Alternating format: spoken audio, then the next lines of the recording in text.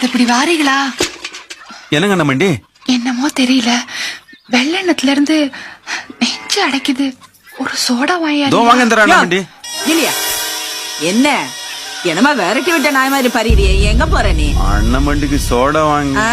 உனக்கு ஆடு வாங்கியாரு தெரியாது, கோழி வாங்கியாரு தெரியாது, ஜோடா மாத்திரம் வாங்கியாரு தெரியுமா? தண்ணி அரைச்சு ஊத்து, நான் மூஞ்சி கழுவுன ஜோடாவ அவங்களையே போய் வாங்கியாரு சொல்லு. இந்தா சுந்தரம், என்ன இப்படி பேசுற? அண்ணமண்டிக்கு நெஞ்சடைக்குதுன்னு சொல்றாங்கல்ல. அம்பிட்டு நாடகம் தான்.